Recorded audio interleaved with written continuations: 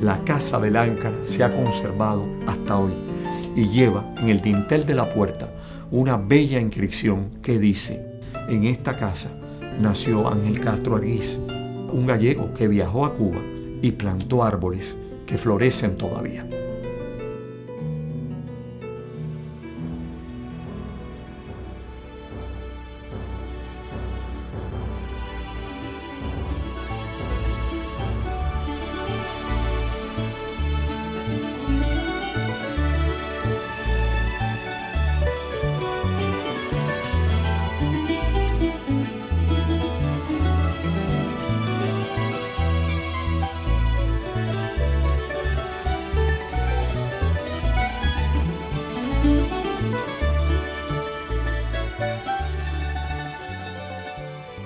La llegada de Ángel Castro a Virán constituyó un antecedente importante para los moradores de esta zona, descendientes de Mambisi, que en algún momento habían participado en nuestra guerra de independencia en la zona de Bayamo, Iguaní, tal vez Mayarí, y se habían ido estableciendo en este lugar, que es realmente un lugar estratégico. Virán se fue construyendo con el tiempo y fue el resultado del empeño de don Ángel Castro Argüiz, y fue el resultado del empeño para adquirir las tierras que se fueron sumando a la hacienda, a Virán. Si bien este término lo usamos ahora, pero en aquel momento era solo, como el pequeño pueblo, Virán. Eso ocurrió el 22 de noviembre de 1915, cuando compra su finca Manaca, a razón de 20 caballerías de tierra, que son las que adquiere a través de un amigo que le hace un préstamo y algunos ahorros que había logrado con su fonda y cantina en el lugar conocido por Guaro, el cual lo había adquirido y había hecho realidad con un fondo de 200 pesos. Y así este gallego, que había participado en la última etapa de la guerra, que luego, después de perdida esa guerra, regresó a su tierra, vuelve, y en el laberinto de la vida, pues, logra chocar con Virán. Virán es una construcción que se inspira en aquellas que en Galicia se levantaban también sobre troncos para poder cobijar debajo a las reses en los duros inviernos. Por eso, cuando llegamos al Batey de Ángel, le hablo del Batey de Ángel, porque así comenzaron los moradores de Virán.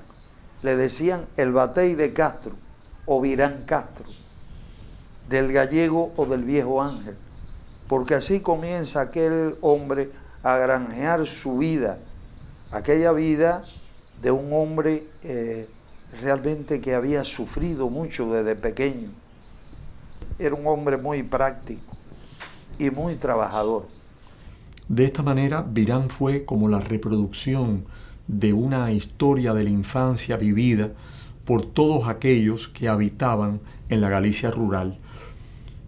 Pero lógicamente tomó las características del clima y de la foresta de Cuba. Por eso se habla de Virán rodeada prácticamente de un bosque de cedros y de naranjos. Y al fondo, en toda su magnitud, el cañaveral, las cañas de aquel gran colonato. Lina Ruz González procedía de la región más occidental del país, de Pinar del Río, de las Catalinas de Pinar del Río. Deben abandonar esta región por un huracán que azota fuertemente esta zona, devasta la economía. Francisco Ruz Vázquez, el padre de doña Lina, se ve obligado a salir en busca de una mejora económica junto a su esposa, doña Dominga, y sus 9 hijos. Lina viene siendo muy pequeñita, con apenas 7 años aproximadamente.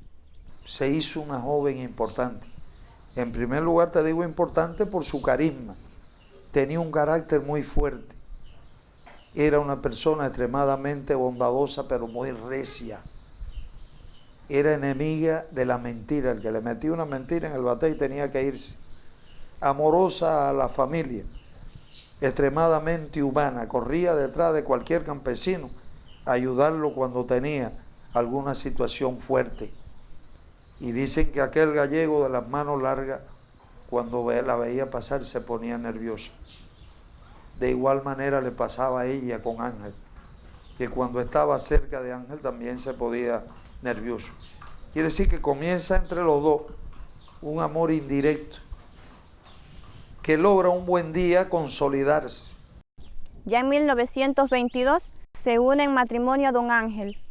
Ella apenas contaba en aquel entonces con 19 años y ya él pasaba los 45 años de edad. De esta unión nacen los 7 Castro Ruz, incluidos Fidel y Raúl.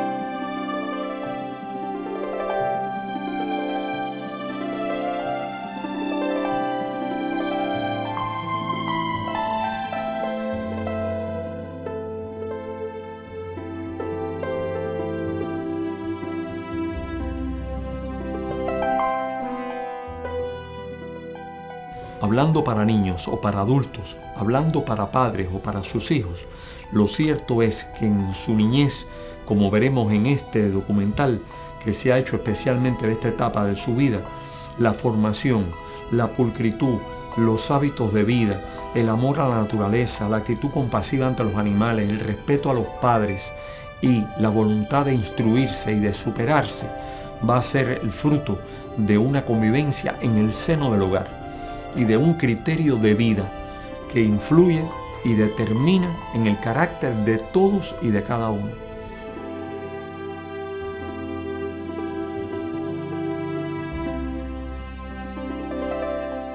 ¿Cómo fue la infancia de los hermanos? Bueno, la infancia de los hermanos transcurre en aquel lugar donde el padre ya había construido una pequeña escuela, no para ellos, que eran pocos, sino para los niños de la comarca y los que vivían allí, y eran hijos de los campesinos, de los trabajadores de Virán. Fidel es un niño inquieto y travieso, que gusta de andar descalzo, montar a caballo y cazar animales con tiraflechas. Aunque alegre y afectuoso, es tenaz y reservado, hasta el extremo de que cuando se lastimaba en alguna forma, no decía nada a nadie y se curaba él solo. Si lo regañaba, aceptaba cabizbajo el regaño y lejos de huir, cuando le iba a dar alguna nalgada, se ponía en posición para que pudiera pegarle, con lo cual, desde luego, me cortaba la acción. Aprendió las primeras letras en la escuela pública de la localidad. Por su gran apego al padre, empleaba la mayor parte de su tiempo libre en andar junto a él, acosándolo a preguntas sobre los pueblos y los accidentes geográficos cercanos.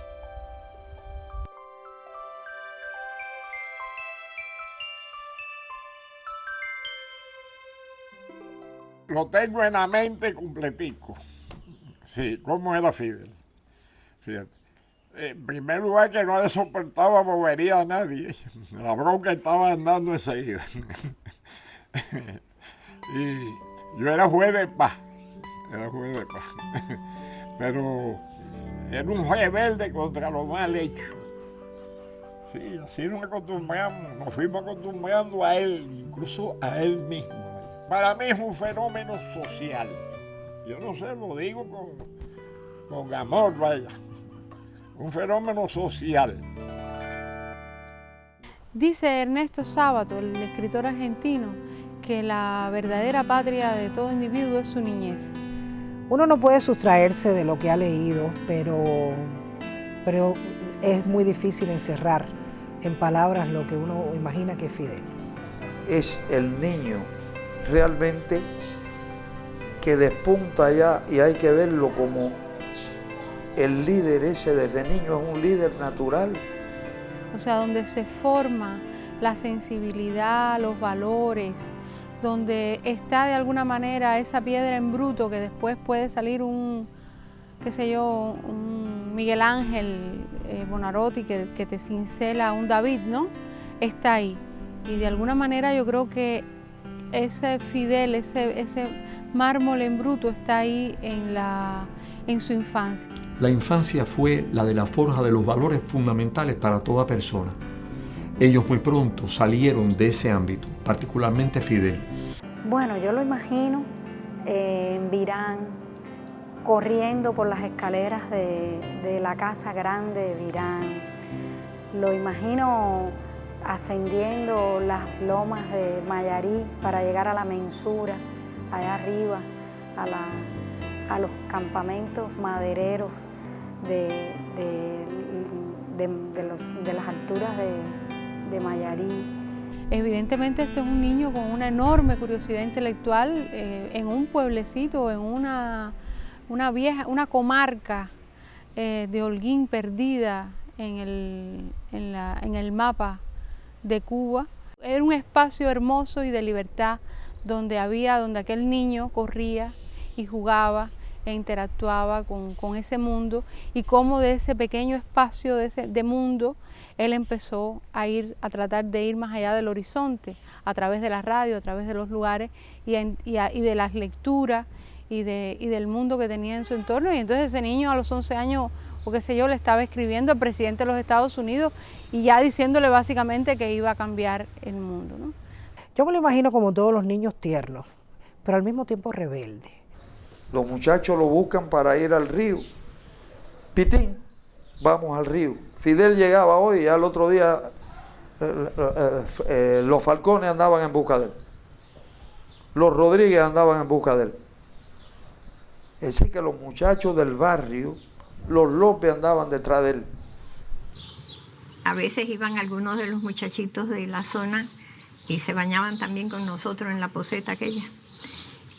Y Fidel vio un día a uno de los niños que estaba tan mala su ropa. Y ahí le preguntaba, ¿y por qué tú no tienes zapatos? No, en mi casa somos muchos. Y en mi casa no podemos, 12. Y el único que trabaja en mi casa es el viejo. Mira, ponte mi ropa. Y si está loco, y si tu mamá me ve, me dice que yo me la robé. Dice, no, porque yo le voy a decir que la corriente del río se la llevó y tú vas a decir que te la encontraste enganchada en una mata que estaba a la orilla del río, por allá abajo. Un día Lina es la que se percata que él está vistiendo a casi todos los muchachos del barrio. Mi mamá ve al otro día al chiquito con la ropa en la tienda y dice, mira la ropa que se le perdió a Fidel, ¿fuiste tú? Dice, no señora, yo me la encontré en la orilla del arroyo, enganchada en unos matojos ahí, unos males. Entonces, y las recogía, no sabía que eran de Fidel. El problema está en que Lina, apretando a aquellos niños, uno de ellos le dijo, no, es que Pitín nos lo regalan al río cuando va. Cuenta a Juancito Socarrá, que trabajaba en la tienda, que aquello conmovió tanto a Lina, el gesto ese de Fidel, que dice que llevó los niños a la tienda y le dijo a la tienda que era de ellos, la parte de tejido, dice, búscamele una mudita de ropa a cada niño de esto y un parcito de zapatos. Y es como Lina corrobora también, como Lina, lejos de ir allá donde está Fidel y decirle, tú no puedes hacer más esto, el día que yo te vea regalando un par de zapatos, una camisa, tú verás lo que te va a pasar. O sea que lejos de ir a reprocharle, lo que hizo fue afianzar esa idea humanista que ya en ese niño comienzan a aflorar.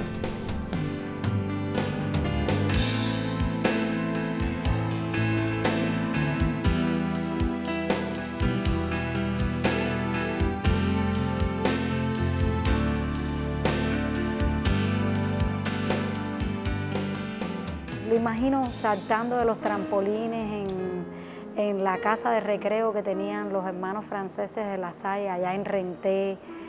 Y efectivamente los muchachos lo seguían, cortaron un grupo de madera, en aquella etapa habían árboles por donde quiera que se podía cortar, pusieron el trampolín pero no le pusieron los pies de amigo.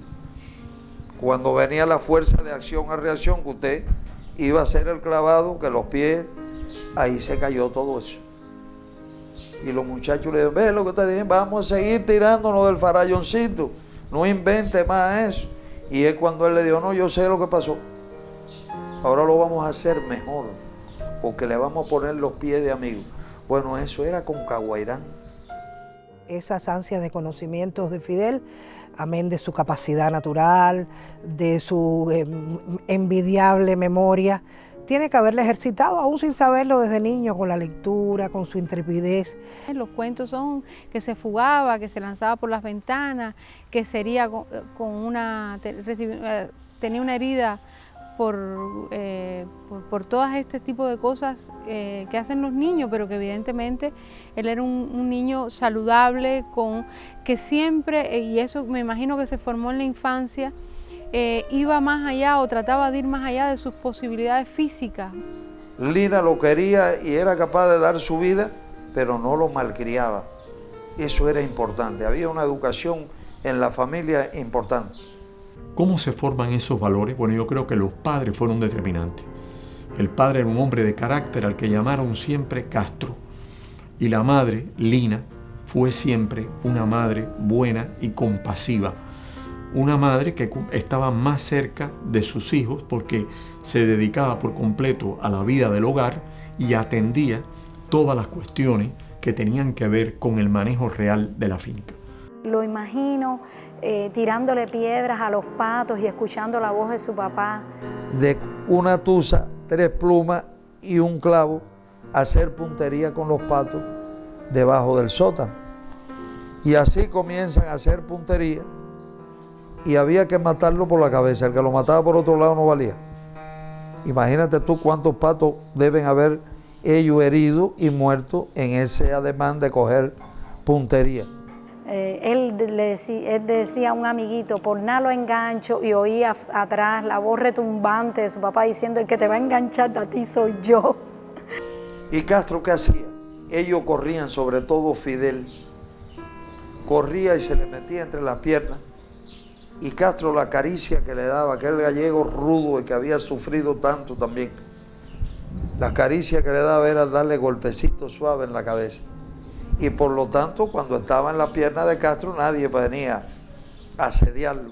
Decía que la protección estaba en Castro. Él hablaba con mucho respeto de su padre gallego, pero yo creo que tenían una relación especial.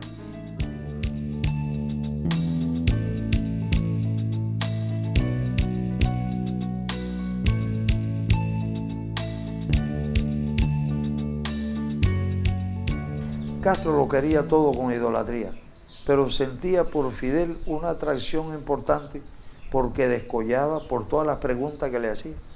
Le hacía tantas preguntas cuando iban subiendo a los pinares, de los accidentes geográficos, del por qué tanto pino, por qué las tierras del alto eran rojas y las de acá abajo eran pardas. Y le hacía preguntas al gallego que lo dejaba realmente loco. Por eso es que él decide que ese sea el que estudie.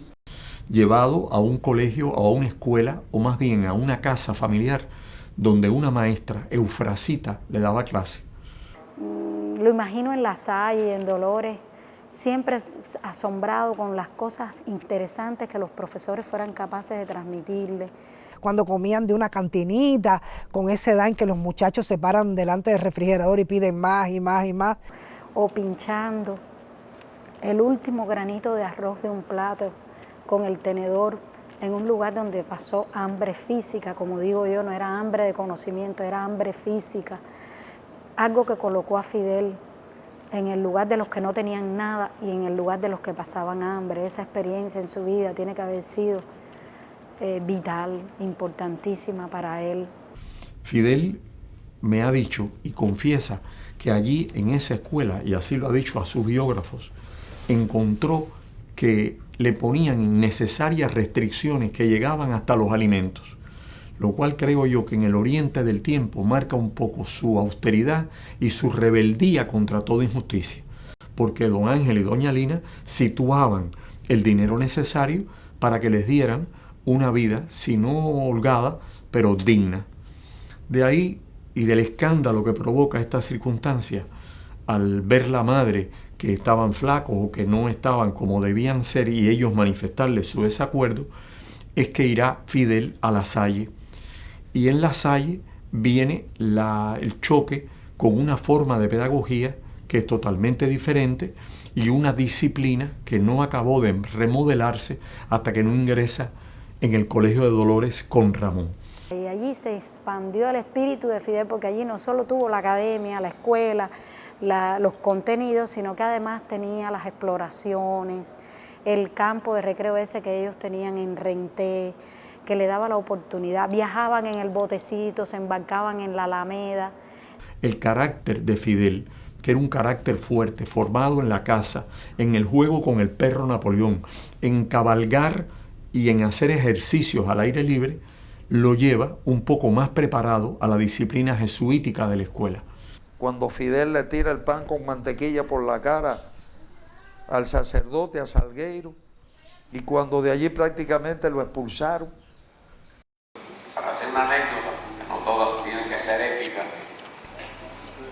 heroicas, no sencillas de la vida, en el mismo cuarto, digamos, por ejemplo, en el Colegio Dolores en Santiago de Cuba, jesuitas, profesores casi todos españoles, muy buenos profesores,